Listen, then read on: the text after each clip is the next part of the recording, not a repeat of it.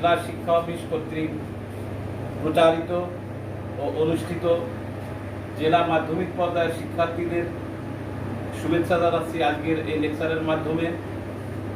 আজকের ভিডিও লেকচারের বিষয় ইন্টারোগেটিভ সেন্টেন্সের ন্যারেশন কিভাবে পরিবর্তন করতে হয় সেই বিষয়ে আমি আজকে আলোচনা করব। তা প্রথমত আমাদেরকে জানতে হবে যে ইন্টারোগেটিভ সেন্টেন্সটা কি। What is called interrogative sentence? Interrogative sentence is a sentence by which one can ask any question to others. অর্থাৎ প্রশ্নবোধক বাক্যটা হলো এরকম একটা বাক্য যে বাক্যের মাধ্যমে যে কেউ যে কাউকে কোনো প্রশ্ন করতে পারে। এই ইন্টারোগেটিভ সেন্টেন্স গঠন অনুযায়ী দুইটা রীতিতে বিভক্ত। একটা অক্সিলিয়ারি ভার্ব দ্বারা শুরু হয়, অন্যটি শুরু হয় WH কোশ্চেন দ্বারা। এখন আমরা প্রথম পর্যায়ে ইন্টারোগেটিভ সেন্টেন্স অক্সিলিয়ারি ভার্ব দ্বারা শুরু হওয়া বাক্যের দ্বারা ন্যারেশন কিভাবে পরিবর্তন করতে হয় সেই বিষয়ে আলোচনা করব। ইতিমধ্যে আমি আমার বোর্ডে ইন্টারোগেটিভ সেন্টেন্স অক্সিলিয়ারি ভার্ব দ্বারা শুরু হওয়া বাক্যের ন্যারেশন ডিএস থেকে আইডিএস পরিবর্তন করার জন্য ডিএস এবং আইডিএস এর দুইটা গঠন আমি দিয়ে রেখেছি, যেটা অত্যন্ত মনোযোগের সাথে বোর্ড থেকে তোমরা দেখে নিবে। এখানে আমি লিখেছি এভি দ্বারা শুরু হওয়া ইন্টারোগেটিভ সেন্টেন্সের ক্ষেত্রে ন্যারেশন বা স্পিচ পরিবর্তন। ডিএস এর গঠনে আমি লিখেছি ডিএস। ইতিপূর্বে আমি এর প্রথম পার্টের আলোচনায় আমি কিছু সাংকেতিক শব্দের ব্যবহারের ব্যাখ্যা করেছিলাম। সেটা হলো ডিএস মানে ডিরেক্ট স্পিচ, আইডিএস মানে ইনডিরেক্ট স্পিচ, এভি অর্থাৎ অক্সিলিয়ারি ভার্ব, এভি অর্থাৎ অক্সিলিয়ারি ভার্ব। আচ্ছা, এই পর্যায়ে আমরা ডিএস এর গঠনে এখানে দেখতে পাচ্ছি speaker plus head plus listener comma, এবার ইনভার্টেশন কমা, এর ভিতরে আছে AV plus subject plus verb, V অর্থাৎ ভার্ব প্লাস অবজেক্ট বা এক্সটেনশন প্লাস ইন্টারোগেশন চিহ্ন প্লাস এখানে ইনভার্টেশন কমা শেষ করা হয়েছে। এর আইডিএস পরিবর্তন করতে গেলে আইডিএস এর গঠনও বোর্ডে দেওয়া আছে। আইডিএস এর গঠনে স্পষ্ট আমরা দেখতে পাচ্ছি যে স্পিকার প্লাস আস্কড অথবা inquired of plus listener plus it plus PC অনুযায়ী এসসি এর সাবজেক্ট টেন্স পরিবর্তন শব্দ অনুযায়ী ভার্ব প্লাস অবজেক্ট বা এক্সটেনশনের পরিবর্তন। এখন এখানে আমরা একটা জিনিস দেখতে পাচ্ছি,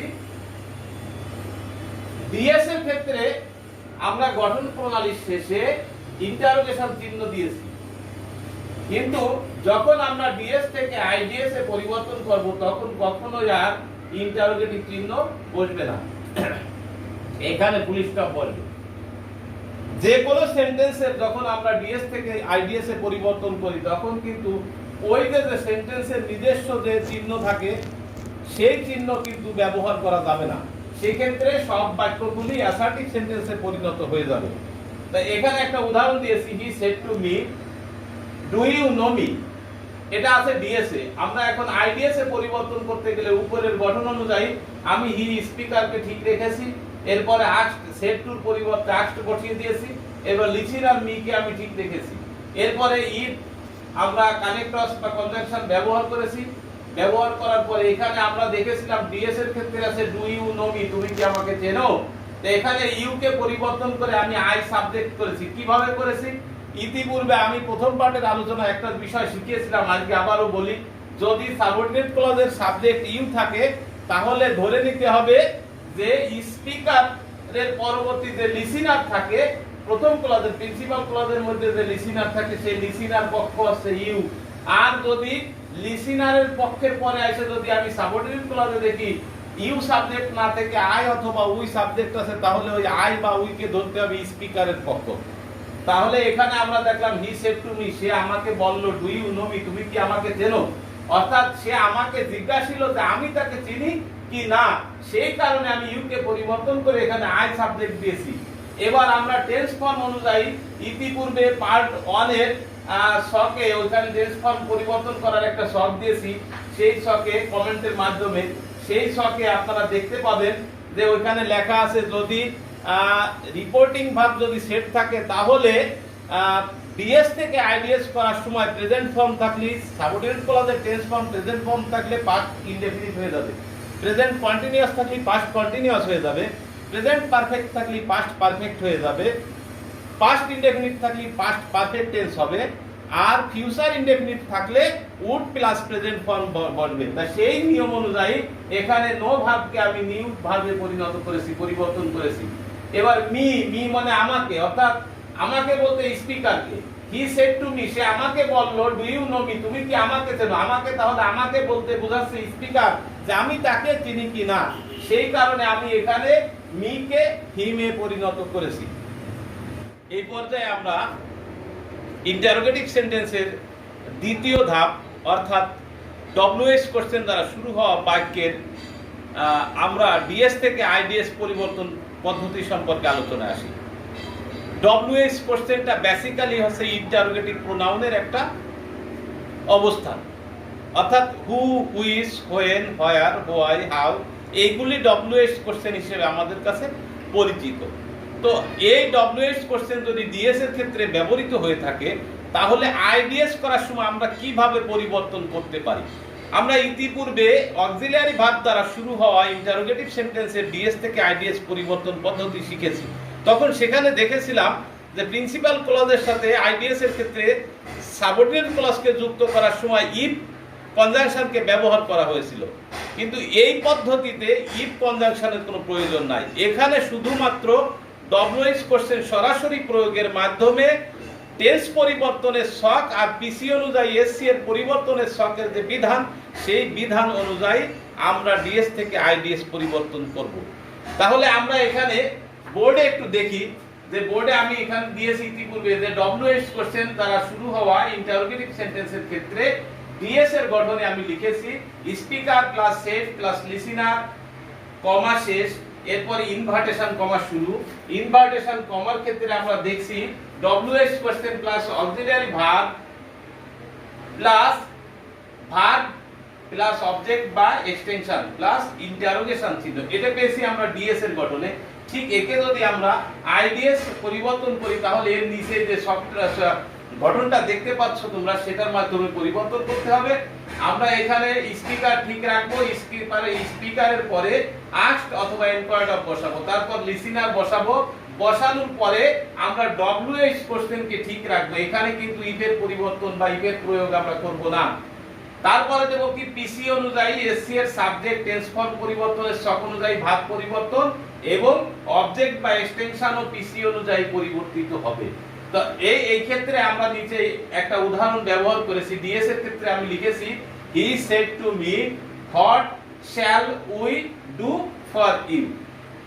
এখন আমরা একে যদি আইডিএস এ পরিবর্তন করি তাহলে উপরের গঠন অনুযায়ী আমি স্পিকারকে ঠিক রাখলাম ডি, এবার সেড টু পরিবর্তে আস্ককে ব্যবহার করলাম, লিসেনার মি কে আমি ঠিক রেখে দিলাম, এবার ডব্লিউএস কোশ্চেন আমরা হোয়াট কে ব্যবহার করলাম। এখন এখানে আমরা দেখছি ডিএস এ ছিল উই, এখানে আইডিএস পরিবর্তন করার সময় দে হলো। কিভাবে দে হলো? আমি ইতিপূর্বের আলোচনায় বলেছি যে যদি সাবঅর্ডিনেট ক্লজের সাবজেক্ট আই অথবা উই থাকে তাহলে ওটাকে আমরা স্পিকারের পক্ষ হিসেবে ধরে নেব। তা যদি আমরা বললি সেক্ষেত্রে আমরা প্রথম পক্ষ হিসেবে ধরি, কিন্তু এখানে সে আমাকে বলছে যে আমরা তোমার জন্য কি করব, তা আমরা বলতে তাহারা অর্থ প্রকাশ করে, তাই আমি এখানে দেখে ব্যবহার করেছি। এবার ওই বাক্যটি আমরা দেখলাম সাবঅর্ডিনেট ক্লজের বাক্যটি আছে future indefinite tense, interrogative sentence ঠিক আছে, কিন্তু টেন্স হিসেবে আছে ফিউচার ইনডেফিনিট টেন্স। তা ফিউচার ইনডেফিনিট টেন্সকে আমরা যদি আইডিএস এ পরিবর্তন করতে যাই তা টেন্স ফর্মের ছক অনুযায়ী আমরা জানি যে ডিএস এর ক্ষেত্রে যদি ফিউচার ইনডেফিনিট থাকে তাহলে আইডিএস এর ক্ষেত্রে উড প্লাস প্রেজেন্ট ফর্মের ভাব ব্যবহার করব। তো সেই হিসেবে হোয়াট প্লাস আমরা উই এর পরিবর্তে দিয়েছি দে, এরপর উড কে ব্যবহার করেছি, আর এরপর ডু কে ডু ঠিক রেখেছি, ভার্বের প্রেজেন্ট ফর্ম ঠিক থাকবে। আর একটা জিনিস অবশ্যই আমাদের সবার খেয়াল করা উচিত, সেটা হচ্ছে কি যে সবসময় মডাল অক্সিলিয়ারি ভার্বের পরবর্তী যে ভার্বটি থাকে সেটা প্রেজেন্ট ফর্মে থেকে যায়। যেমন shall, will, can, could, may, might, use to, have to, has to, had to, এইগুলো যে সমস্ত মডাল অক্সিলিয়ারি ভার্ব, এর পরবর্তী ভার্বটা সাধারণত প্রেজেন্ট ফর্মে ব্যবহৃত হয়। অতএব সেই কারণে আমি উডির পরে টু ভার্বকে আর পরিবর্তন করতে যাইনি। এবার আসলো ফর আমরা ব্যবহার করেছি, প্রিপজিশন ফরকে ফর রেখে দিয়েছি, এবার ইউ কে মি পরিবর্তন করেছি। আমি ইতিপূর্বে আলোচনায় বলেছিলাম যে যদি সাবঅর্ডিনেট ক্লজে আই থাকে অথবা উই থাকে তাহলে স্পিকারের পক্ষ, ঠিক একই কায়দায় আবারও বলেছিলাম যে যদি ইউ থাকে, ইউ মানে লিসেনারের পক্ষ, তাই এখানে ইউ আছে অবজেক্ট হিসেবে, ফরের অবজেক্ট। ইউ যদি থাকে তাহলে আমরা ধরে নেব যে এই মি এর পক্ষ, তার মি এর অবজেক্ট তো অলওয়েজ মি হয়, ওটা তো আর মি কে পরিবর্তন করলে অবজেক্ট হিসেবে মি আমরা এখানে বসায় গেছি। তাহলে এই পর্যায়ে ন্যারেশনের ইন্টারোগেটিভ সেন্টেন্সের ন্যারেশনটাকে আমরা আশা করি ভালোভাবে শিখতে পেরেছি। আর যদি কারো কখনো কোনো সমস্যা বুঝতে হয় তাহলে আমাকে অবশ্যই পরবর্তী লেকচারে সময় আমাকে কমেন্ট করে জানাতে হবে, অথবা আমার এই পোস্ট দেওয়া গ্রুপের পোস্ট অথবা আমার পার্সোনাল আইডি পোস্টে অবশ্যই কমেন্ট বক্সে কমেন্টের মাধ্যমে জানাতে হবে, বা আমাকে যে কোনো প্রশ্ন করতে হবে। আমি চেষ্টা করব যথাসাধ্য প্রশ্নের সমাধান করার। পাশাপাশি যদি আমাকে উৎসাহিত করা হয় আমি আরো ভালো লেকচার উপহার দেওয়ার চেষ্টা করব। এই আশাবাদ ব্যক্ত রেখে আপনাদের সুস্বাস্থ্য কামনা করে আজকের আমার এই ভিডিও লেকচার শেষ করছি। আল্লাহ হাফেজ।